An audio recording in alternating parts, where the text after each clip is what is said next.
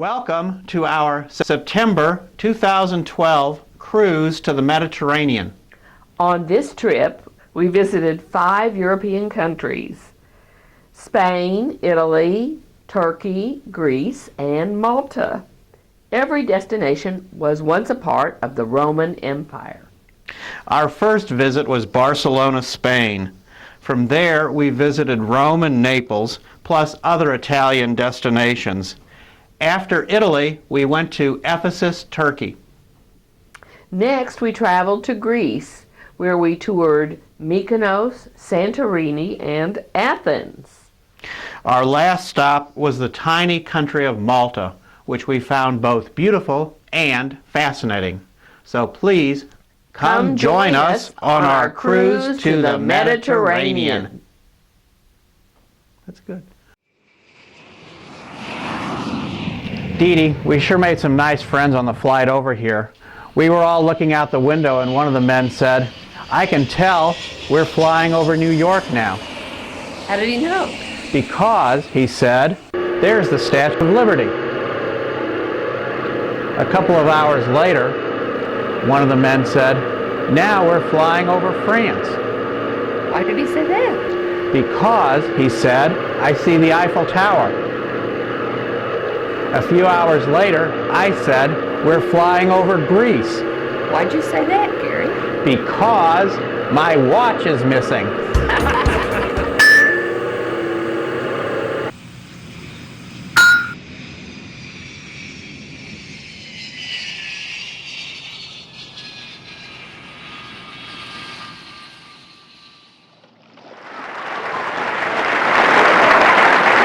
The reminders are the following ones. For the next 12 days and 12 nights, nobody in this lounge needs to cook. Yeah! Gentlemen, you don't have to cook anymore these days. For the next 12 days and 12 nights, nobody has to clean. Yay! Nobody has to go to work. Yay! Nobody has to go to school. Hey, welcome. And also, every day there will be lots of activities, and every night shows and parties and live music and more game shows and more shows and parties. This will bring us all together. How is everybody doing? Joking, no, of course not. So good. So welcome everyone, regardless where you're from. Everyone is going to have fun. We promise this.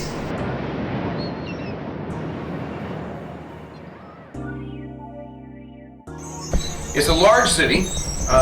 It is in the metropolitan area. Has about 5 million people, so like I say, it's considerably larger than Greater Valeta, which is only about 150,000.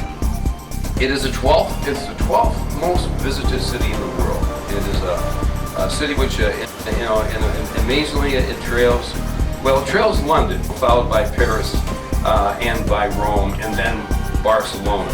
They have reputation very properly given to them as being the Art Nouveau capital of the world. I mean, it's what is so remarkable about Barcelona, in my opinion, is that you can go there and you can see Roman ruins, and you can see medieval ruins, and a beautiful medieval cathedral, and then you can go see some of the most spectacular Art Nouveau work in the world, like Gaudi. There are just so many things to see. Dee Dee, Spaniards are so hospitable. Why do you say that, Gary? After yesterday's excursion, I stopped at a restaurant and they brought me a glass of water, but warned me not to drink it.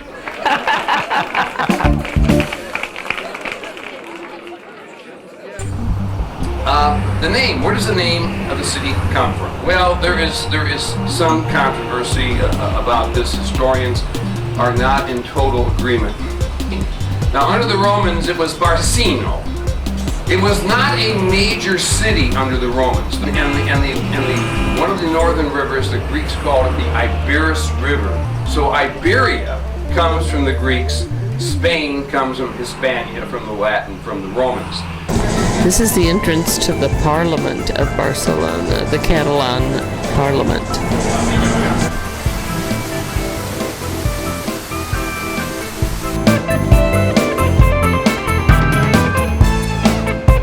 overview of Spain is that in Barcelona, it goes back to the time of the Carthaginians and the Romans.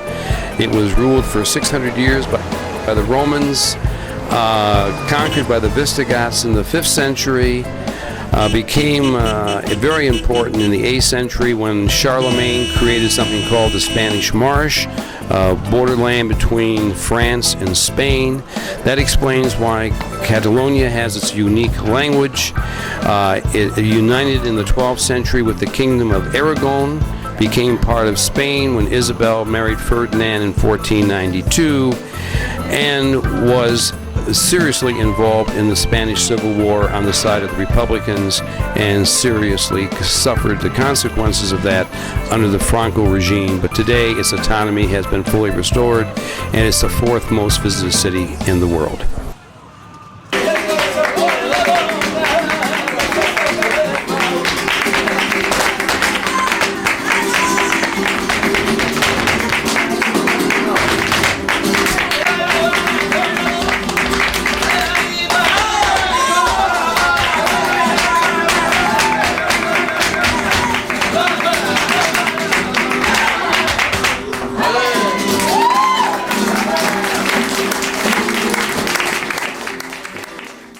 Esta montaña ya siempre está cambiando su color.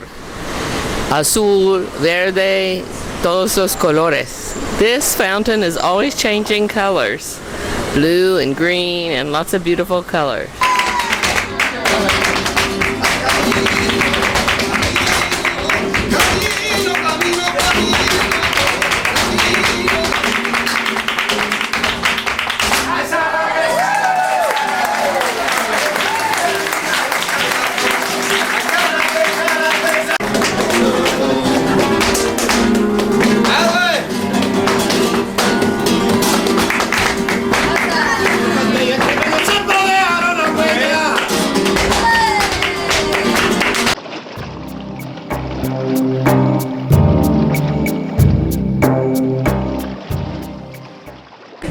Ladies, you should be proud. Ladies, you are all looking so beautiful tonight.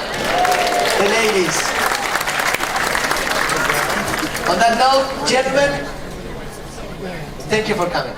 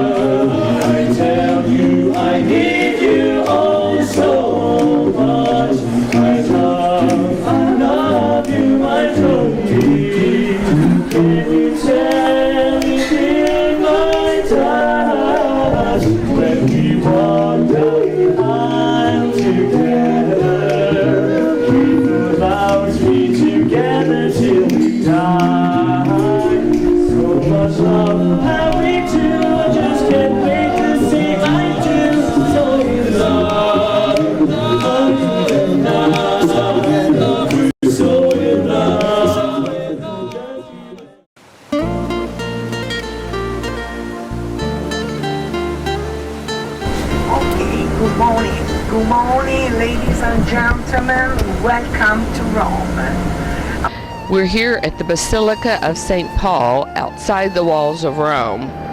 It is a gorgeous courtyard here with gold mosaics behind me and the statue of St. Paul here in the foreground. We walked down a colonnade filled with ancient columns from ancient Rome as well that were excavated on this site. It's mostly made of marble, and you can see the beautiful lush landscaping here as well in the courtyard. The mosaics are truly fabulous. They're gold mosaics at the top of the building. Here we see the umbrella pines that are famous in Rome. They are shaped like an umbrella and they're really very beautiful. I mentioned earlier, Rome without doubt is one of the highlights, if not the highlight, of this itinerary. And Rome is a wonderful city, but it's a large city. It has a population of around 4 million people, and it's Italy's capital for the seat of government and also the Catholic Church. Now, without doubt, it's a truly inspirational city, and it's been the centre point of travellers and tourists since the middle of the 18th century. Its classical ruins, its grandeur of the buildings, its historical connections, religious beliefs, and even artistic stimulations is really what attracts travellers to visit this incredible city. Now, connecting Rome with our knowledge is easy. It's the Colosseum as you see it above, it's the Fountain of Trevi, and it's also the magnificence of St. Peter's. It has such a variety of things to see and to do, but it is densely populated and it has a heavy flow of traffic. Okay, we're here. This is my first time visiting the Colosseum. I'm very excited. This area, you can see holes in the marble. That's where bronze reinforcing rods were inserted. Later they were recycled for coins and weapons. But the Colosseum was actually built right after the conquest of Jerusalem to commemorate that event by Titus, who conquered Jerusalem. He brought 10,000 slaves from Jerusalem to work on the Colosseum.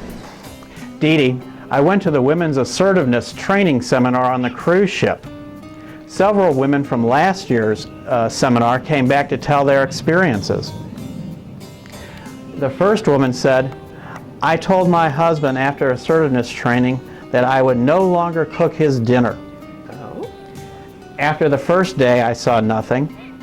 After the second day, I saw nothing. But on the third day, What happened? he'd made a beautiful roast lamb dinner." My.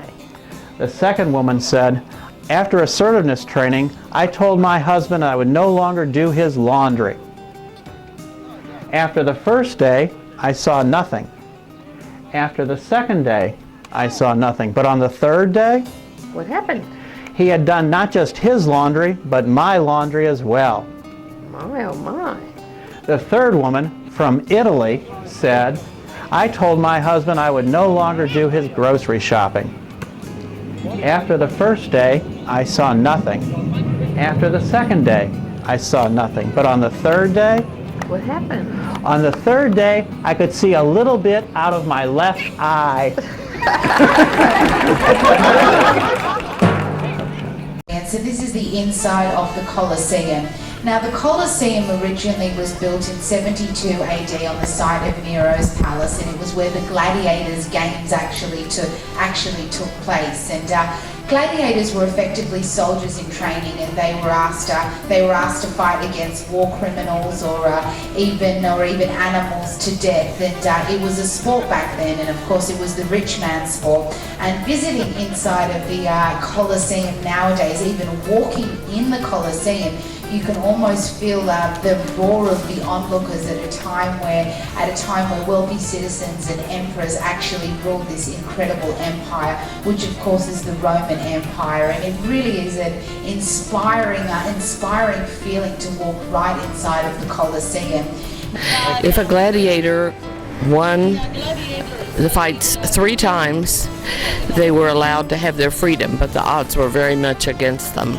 Now, just outside the Colosseum, past the Arch of Constantine, stands what was the heart of the Roman Empire, actually. And this is the Roman Forum. This is where discussions of social, political, legal, and even commercial life actually shaped the once powerful state of Rome.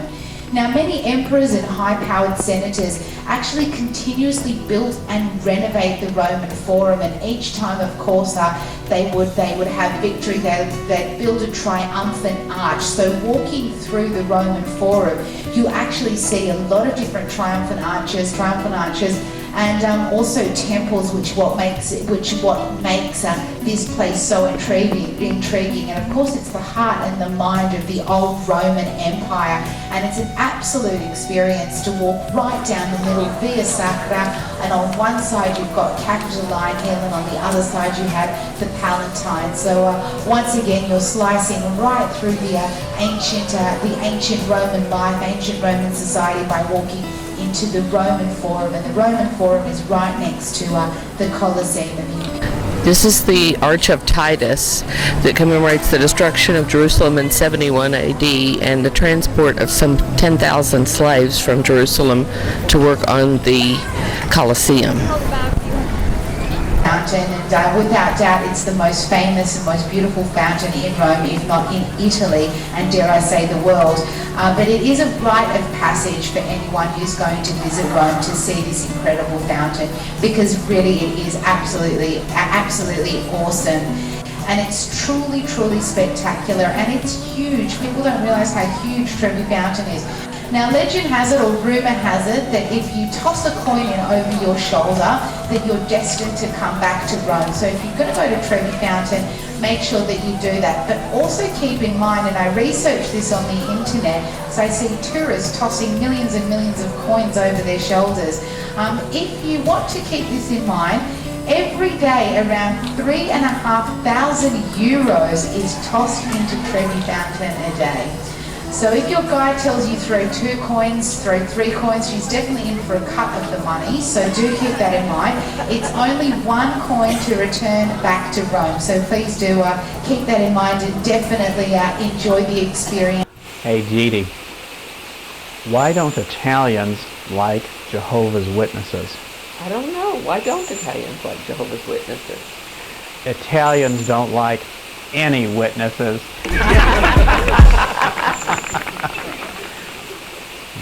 This is the site where Julius Caesar was cremated after his murder in the Roman Senate. This is the Curia, which was the Roman Senate. Senators worked for a couple of hours every day and then took a break, just like senators in the USA. This is Mussolini's balcony. He lived here, he took over this papal residence, and this is where he reviewed the troops from this balcony. Vatican City. The Vatican City is a very interesting place. It measures around 109 acres, and it's less than 1/3 of the size of Monaco. And the Vatican is officially a sovereign state and has been since February 1929. Now, the total population is around 1,000 people or so, and it's ruled by the Pope, in Europe's only absolute most monarchy. And currently, it is the world's smallest state, and it has everything that a state should require, such as a post office, a railway station, a television station, and even a radio station, which broadcasts in 20 languages throughout the world. So it's really an incredible and a really inspiring thing to make it to the Vatican City, and just to stand in this particular square, which is St. Peter's Square. First window on the right is the Pope's window of his bedroom where he gives his blessing. Now, the old St. Peter's Basilica was built in around the 5th century AD, and it was built over the smaller shrine said to mark the place of where St. Peter was actually buried. And the church itself was then rebuilt in the 15th and 17th century. It was consecrated, I believe, in around 1626 or so. It's just one of those things that you'll remember.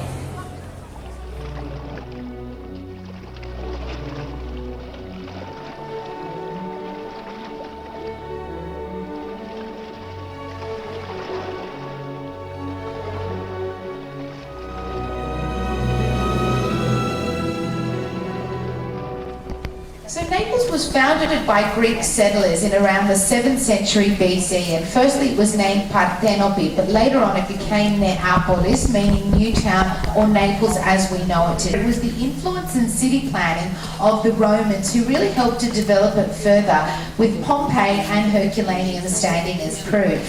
Now, since then, Naples has absorbed many influences of settlers, from the Spanish to the French. However, along all of the chapters of its history, it's always managed to keep the role as one of the most important towns in southern Italy.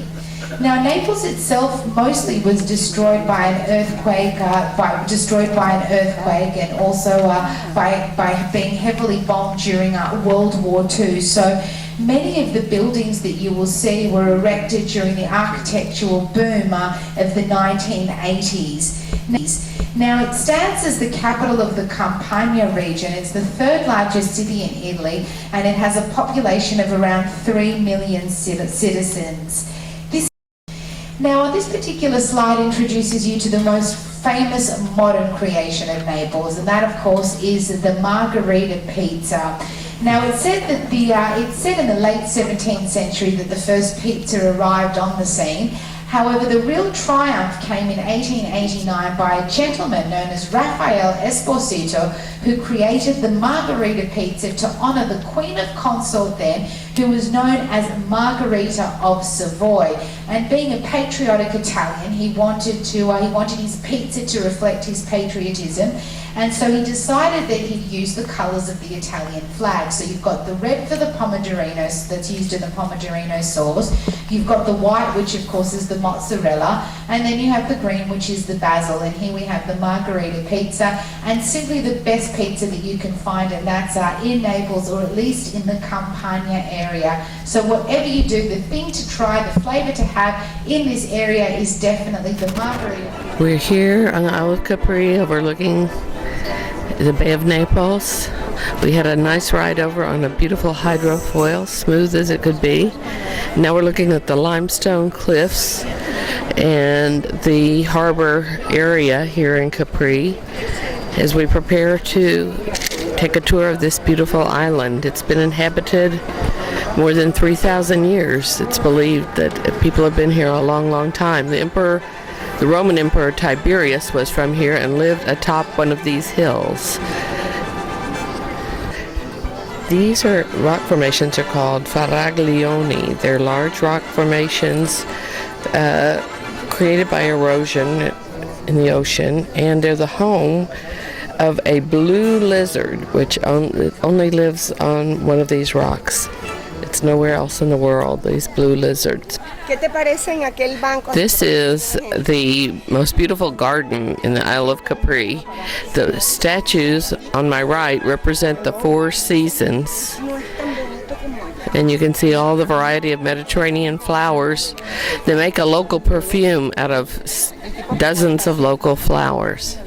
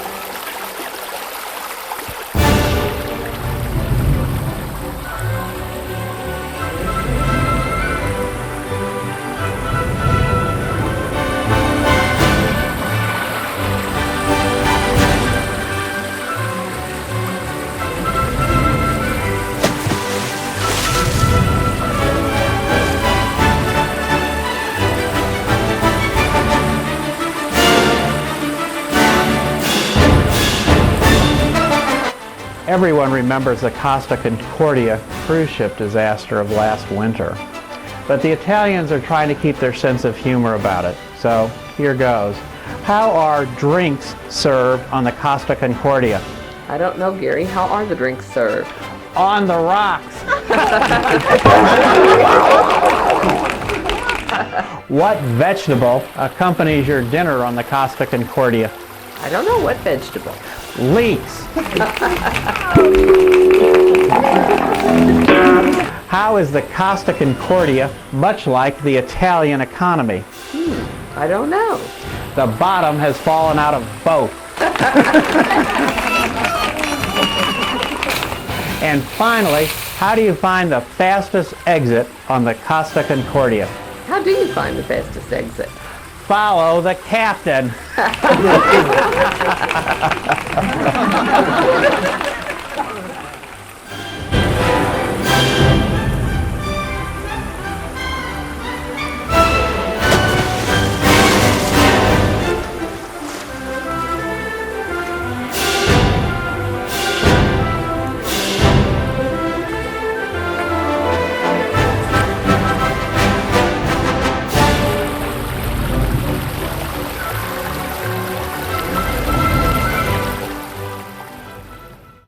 And thankfully the excavations have really tapped into, introduces to one of the largest and most important historical excavations in the world. And discovering Pompeii is also discovering the Roman Empire, and also discovering a different era, a different time, and it really does pull on your heartstrings when you're walking through.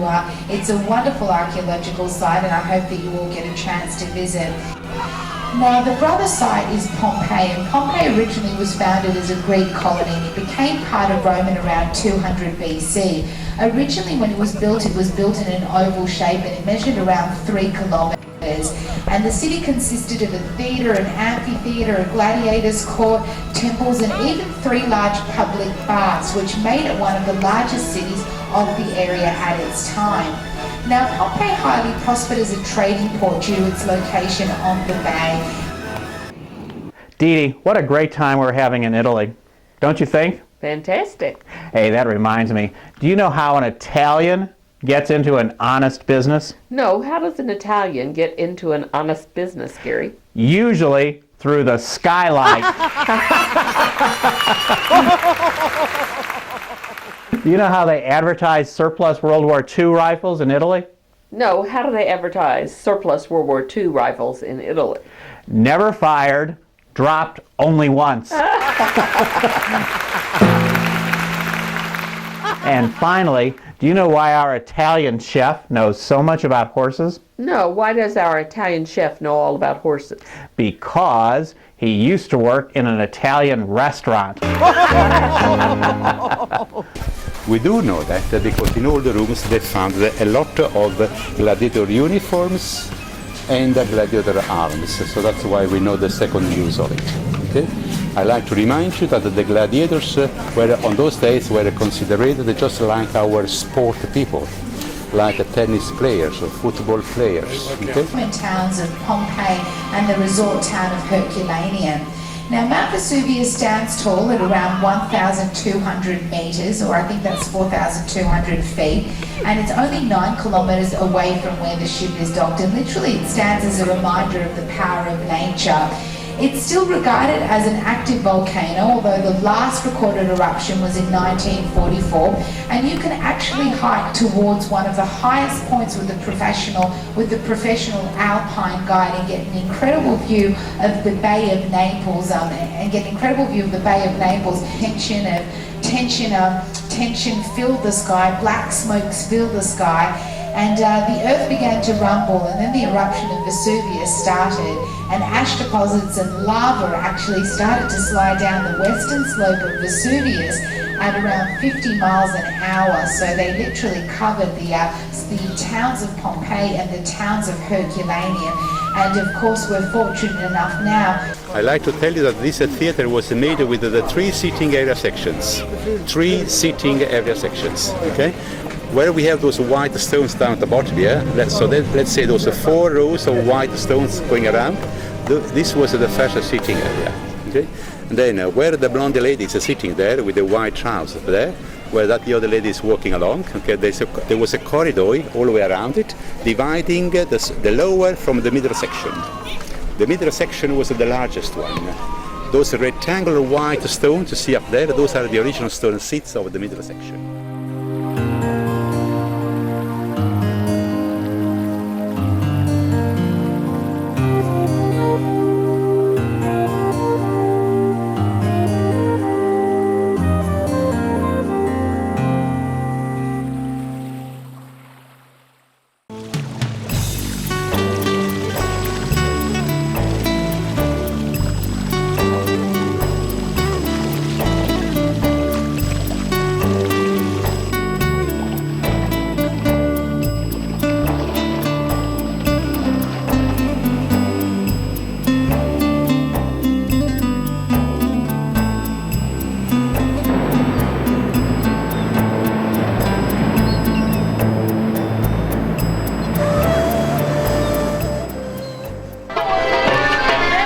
welcome to Ephesus.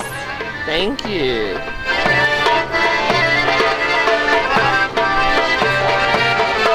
It's wonderful here in Ephesus seeing the ancient Roman ruins here. This is a country, size-wise, as big as Texas of America. 3 times as big as the UK. Or 5 times as big as England. There are 75 million people living in Turkey. It is the second largest population in Europe after Germany.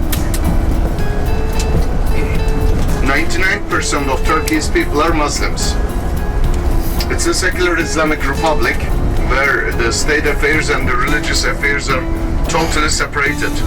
Therefore, the turmoil that you hear in some of our neighboring countries don't exist here. In Bible, this land is known as Asia Minor. Only a very small portion of Turkey up here is situated on the European continent. Istanbul is the biggest city, half on Europe, half on Asia. It is a city on 2 continents with 15 million people. Then comes our second city, Ankara, the capital, in the heart of the country. Ankara, Angora wool, Angora goat. That's 5 million people. All the politicians, governments, embassies, everything here. On the coast, our third city is Izmir, which you know in Bible as Smyrna. Here we are in Ephesus. We're having a beautiful day and touring the west coast of Turkey. This is my historical frame that makes it easy and simple to remember the history here. 1100, before Christ, after Christ. 350, 350. Till 1100 BC, the major power that existed in this geography was the Hittites. Hittites were the ruling power in Turkey. Sometime around 1100, there was a drought which lasted 50 years. So those who were living in the center came to the coast because, first of all, they called the 100-year period like Hellenistic, classical Hellenistic. And then the great portion of this history from 350 to 350, known as Roman era. So we will be talking about Hellenistic and Roman architecture. There are many other contemporary cities. What is the significance of this one? This part of Roman heritage was more advanced than the ancient heritage of Romans in Europe of those days. Buckingham Palace, Versailles Palace, many important structures of Europe that are a lot newer than this city didn't have any toilet or water pipes or sewerage-like things. The ordinary Roman homes that are older than 2,000 years in this city did have more of this.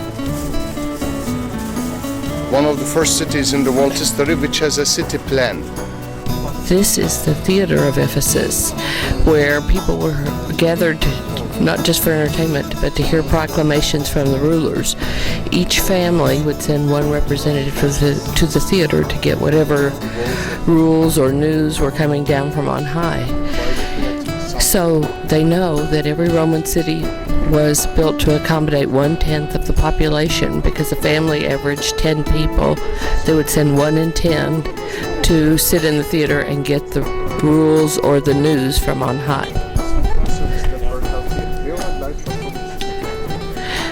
They say that the population here was estimated at 250,000 based on the estimate that the theater accommodates 25,000.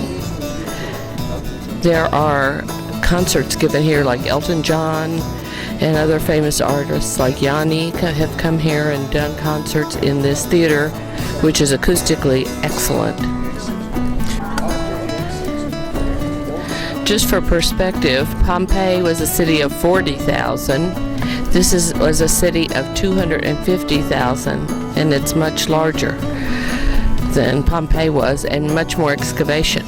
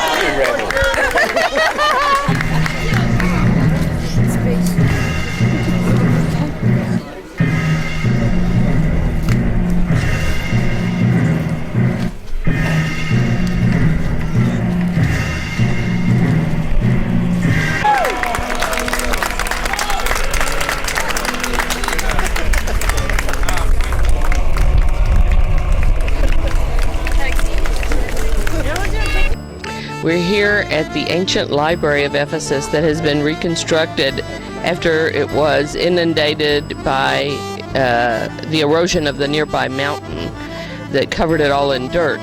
This was the third largest library of the ancient world, and it's connected to the House of Prostitution, which is beneath this area, had a secret tunnel. So if guys said, "Hey, honey, I'm going to the library," they may have ended up also at the place underneath.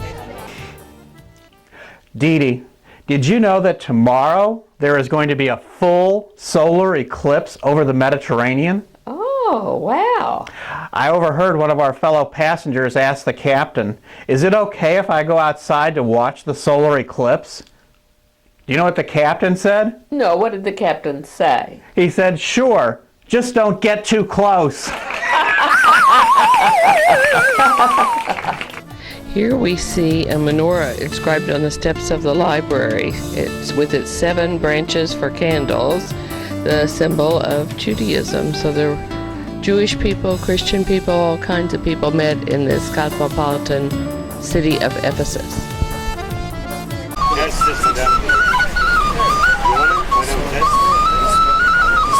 Very delicious meal.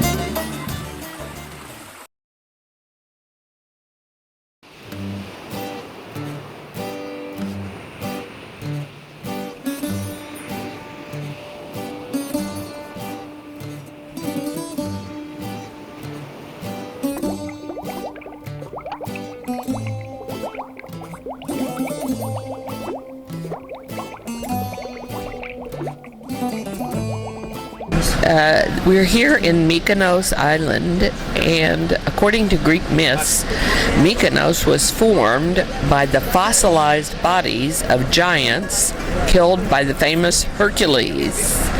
Also, Mykonos is famous for its white cubicle houses and the narrow alleyways.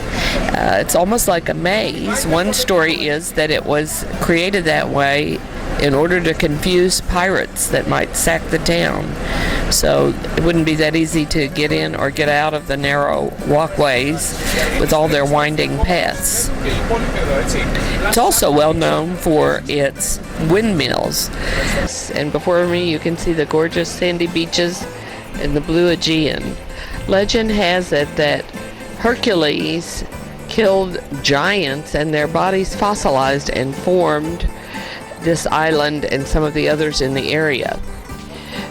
You can see that the Aegean is very blue here. The houses are beautiful, whitewashed against the hills. There's lots of bougainvillea and greenery and a gentle breeze year-round. It's a lovely, lovely place to visit. That's why all the paparazzi and famous people as well as ordinary people come here from all over the world. Very enjoyable here on Mykonos. Dee Dee, we have been in Greece for a while now, and one thing I've learned about the Greek people is they sure hate their neighbors, the Albanians. Oh, they do? Yes. Here's a story one of my Greek friends told me just this morning. What does an Albanian do at the theater? I don't know, Gary. What does an Albanian do at the theater? He steals the show. We're here in Mykonos at a beautiful beach area, and one of the things that's distinctive about this area is that all the houses are whitewashed. We're told that the reason for that is that they were originally painted with a lime whitewash to prevent insect infestation, that it repels insects. Also, the sun is so bright here, it helps to keep the place cool if it's painted white. So it gives a beautiful look to the island of Mykonos. Now, I would like to give you some general information about the island of Mykonos. Yes? So, the island of Mykonos is about 87 square kilometers in area. That is about 34 square miles, and has a permanent population of 9,000. I would like to inform you that in the summer, particularly in July-August, the daily population of this island can reach over 40,000, including tourists, of course, whose annual number is more than 1.5 million. Now, I would like to give you some information about the name of the island. So the name Mykonos is an ancient one. It comes either from the first mythical king of the place, okay, Mykonos, who was a grandson of Apollo. Who was Apollo? According to Greek mythology, Apollo was the god of sunlight, of music, of harmony. Or the name comes from the word Mykon, meaning a heap of stones, because as you can see all around, okay, there are heaps, large heaps of granite rocks. Yes?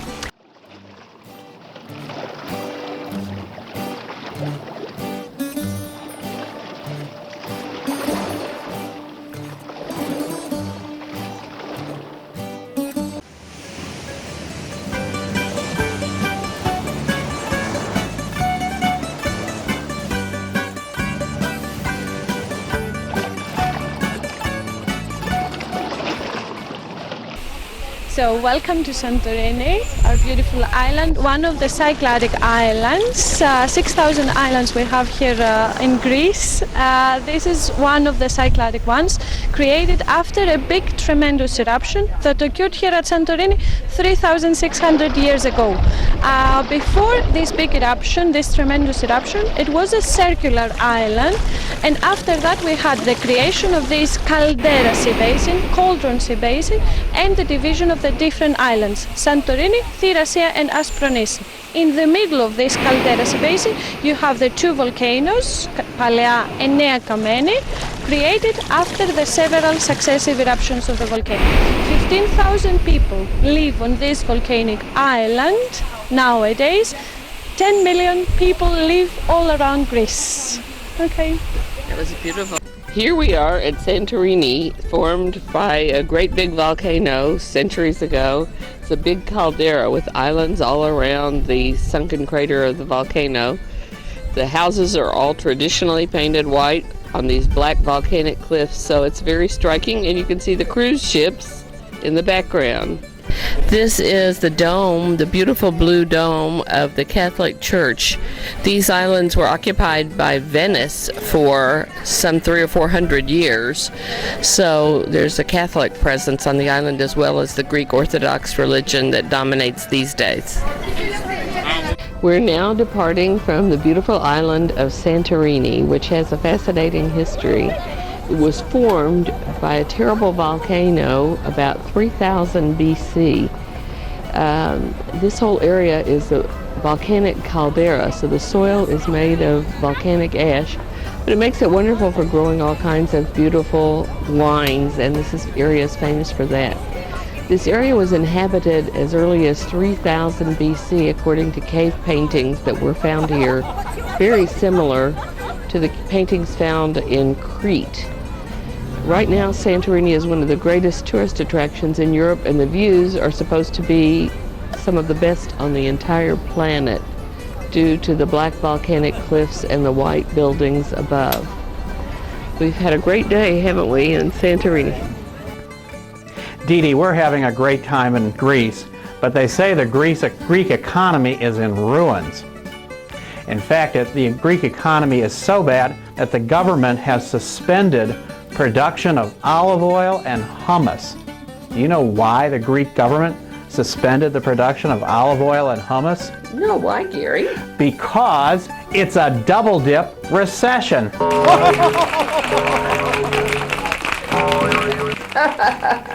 Hey, the Greek economy is in ruins, but hasn't it always been?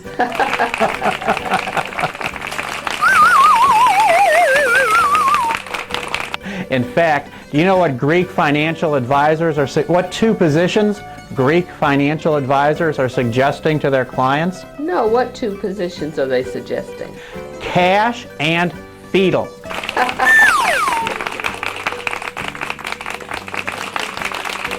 And finally, I ran into a Greek man who says the Greek economy is worse than a divorce. Worse than a divorce? Yes, he says, because I've lost half my net worth and I still have a wife.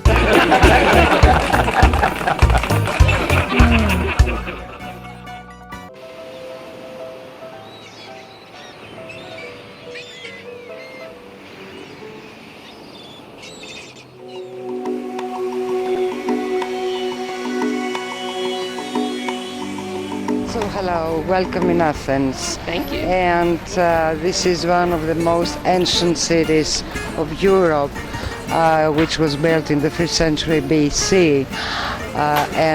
Right in front of us is the Acropolis and the famous temple, the Parthenon. And Athens was a city which created actually democracy in the 5th century BC. Population 20,000 people actually who had the right to vote.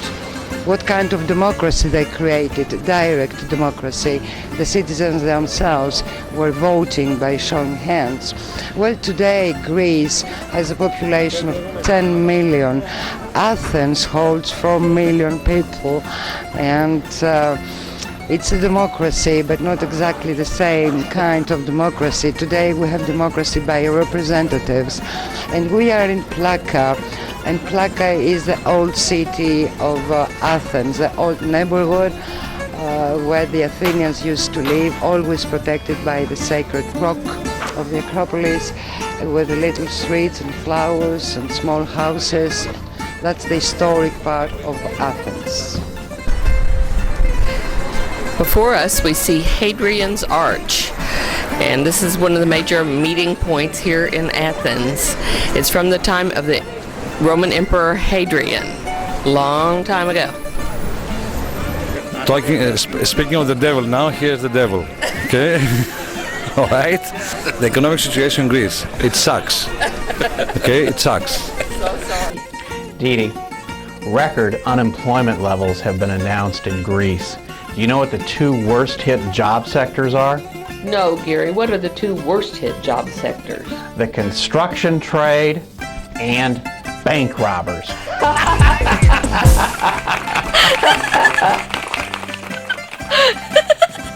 Dee Dee, do you know the difference between Chinese human rights violations and the Greek currency, the drachma?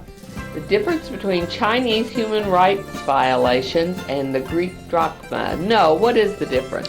Europe will accept the former. Oh, me. Do you know the difference between Greece and the game of Monopoly?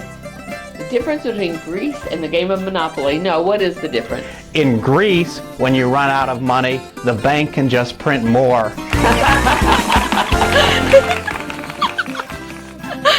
And finally, the Greek economy is so bad that yesterday I saw a polygamist with only 1 wife.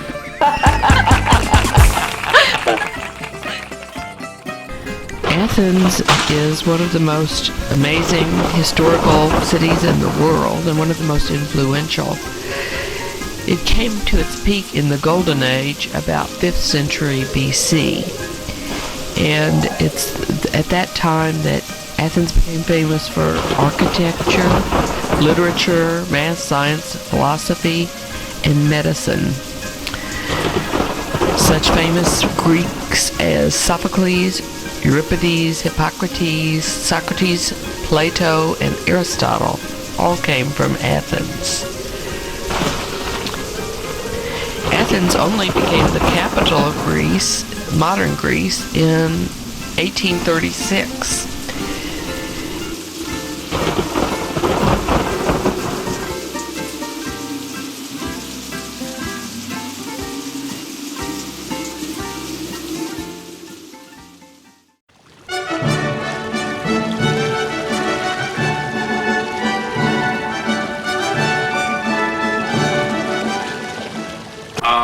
How many of you have been to Malta?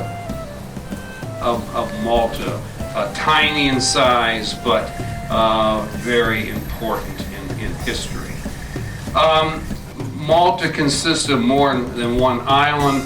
There's the island of Gozo, which the ship we were on made a stop. We spent Malta is the smallest nation in the European Union. It joined in 2004. Put the various periods of history of Malta, try to break them down into chunks for you. The prehistoric period, the period in which we think that the first settlers arrived in Malta, is about 5200 BC. The Knights of Malta ruled Malta for 368 years. So with the exception of the Romans, the Knights have most likely the second longest period of custodianship to be found of the island. Where do the Knights come from? They were a product of the pilgrimages to the Holy Land. They were a product of the Crusade. You can see I am just about the same height as these knights of old. I'm 5 feet, just under 5'4", so they were tiny little guys.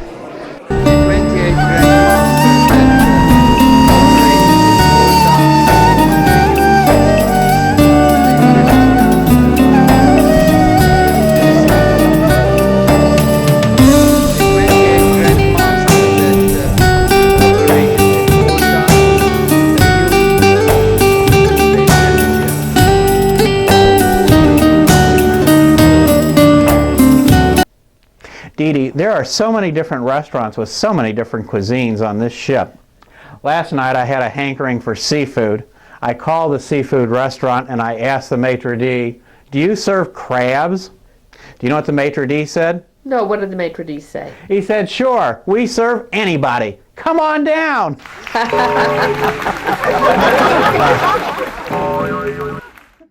On this cruise, I finally have found out that laughter is not the best medicine. I've been in the ship's medical facility so many times on this trip. Do you know how I know laughter is not the best medicine? No, how do you know? Because if it were, the ship would be billing me for it. And finally, our flight over here was so long. What does a flight attendant say to a passenger when she wants to tell him to go to hell? I don't know. What does the flight attendant say? She says, "I'll be right back."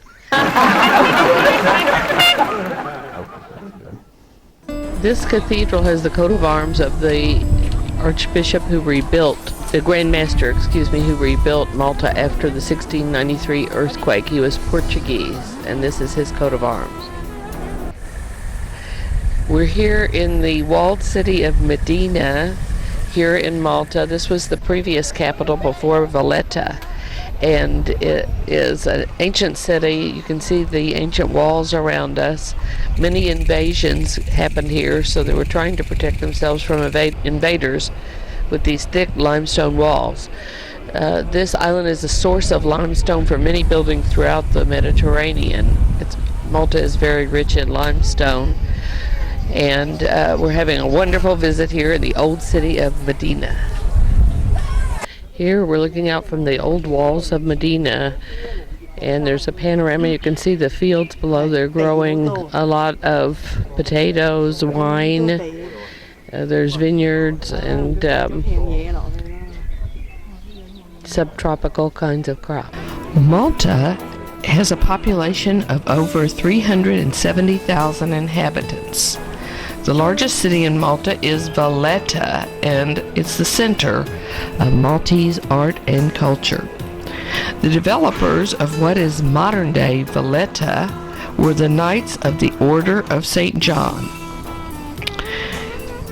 These knights were awarded the island of Malta by the Spanish crown in 1530. This order of knights, the Knights of St. John, were founded during the Crusades, and they protected Christian pilgrims traveling to and from the Holy Land.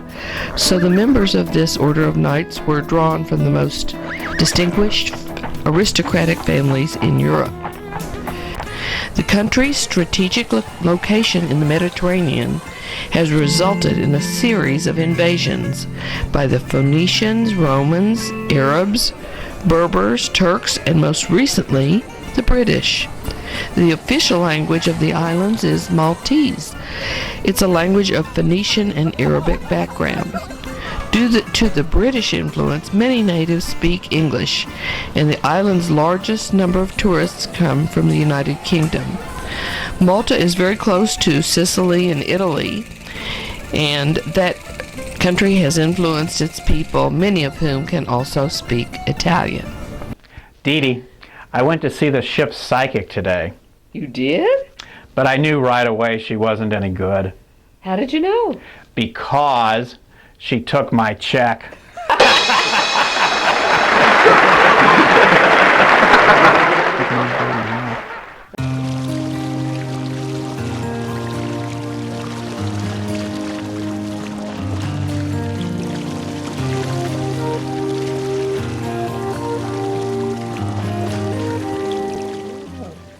Oh.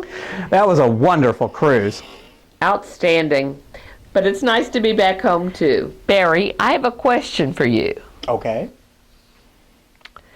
Do you know why, even if Dee Dee and I were born on the same day, at the same time, in the same hospital, and you and Gary were born on the same day, at the same time, in the same hospital, do you know why we're not twins?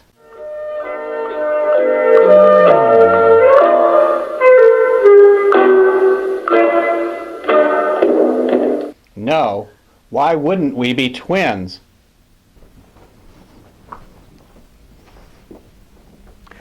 Because we're really triplets.